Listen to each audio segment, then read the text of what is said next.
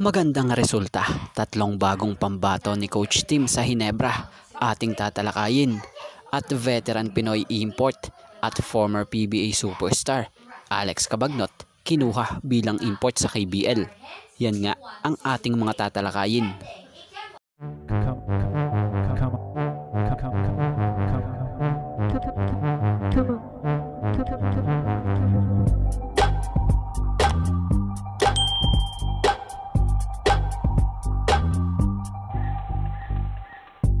So about nga muna kay Alex Cabagnot, magandang balita para sa 41-year-old na si Alex Cabagnot dahil sa kahit sa nagkakaedad na siya at talaga namang veterano na, pinag-interesan pa rin siyang kunin bilang import sa liga sa Korea na KBL.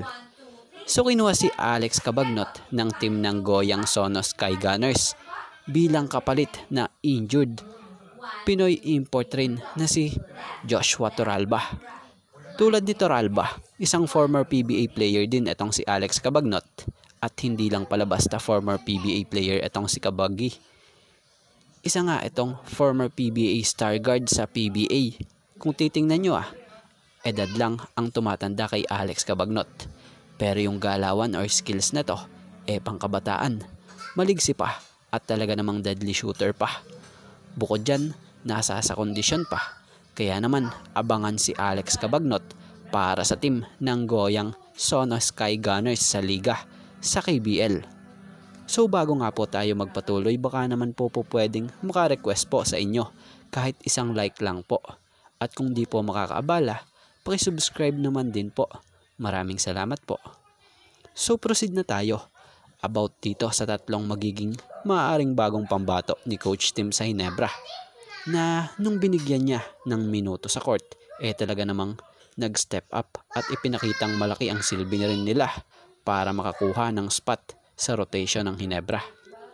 Kung natatandaan nyo kabilang ang tatlong ito sa nag-effort noong huling laro nila kung saan napababa nga po nila yung malaking kalamangan ng SMB nung nakaraan. Yung Sydney Onhubere, ito yung talagang kailangan ng Hinebra, yung medyo mapang-asar sa depensa. Kahit nga, or kita naman, yung ginawa niya kontra SMB. Ilang player ang naasar nito dahil sa pinakita niyang depensa. Kaya naman sana maisama ito sa regular rotation ng Barangay Hinebra. Yung Von Pesumal, kailangan nito yung tulad nito, yung nabibigyan ng bola or may lisensya din siya tumira. Hindi yung ibibigay lang sa kanya pag no choice na at alanganin pa. Kita naman, pag ganito, kahit napakaliit na ng espasyo, talagang solid na pinupukol niya. At basta nga, laging pinagtitiwalaan ng bola.